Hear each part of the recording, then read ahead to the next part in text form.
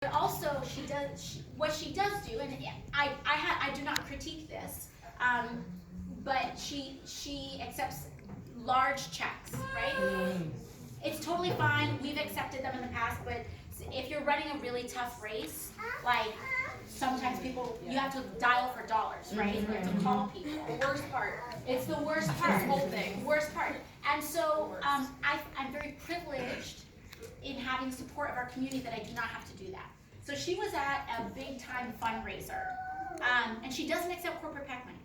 She was at a big time fundraiser in Midtown Manhattan, and there were other candidates there, and there were like bankers and like all these people, and she was like, Alexandria, all their questions were about you. And she was like, I love you, you're a friend, but she was like, the thing I couldn't stop thinking about was, why do they care? Because she's just one vote out of 435, right? Like, at the floor, it is just one vote. Why stress out so much about that? And she said, you know what I realized it was? It's because they are used to everyone being predictable to their needs, and you are not predictable. And it's so unsettling that they feel like they're losing power.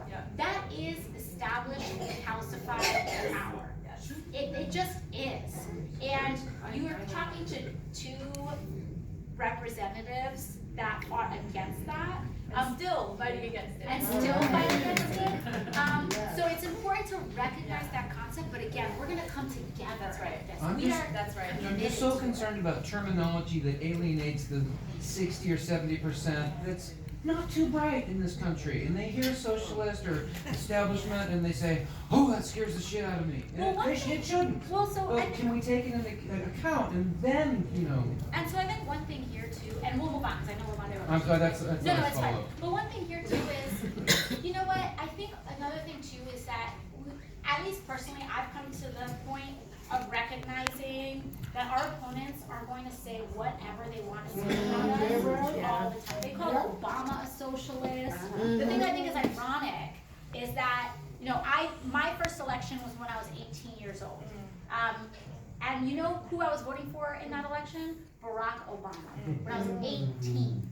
And so now, and it's funny, it's funny, but what a lot of people don't realize is that young people, this whole generation, has been grown up the last 10 years being called socialist. So that word, obviously there's generational differences, but because they cried wolf every single day for 10 years for fighting for lower prescription drug medicine, for selling, oh, you want a living wage? That's socialist. Oh, you want better housing? That's socialist. Oh, you want this, that, and the other? Socialist.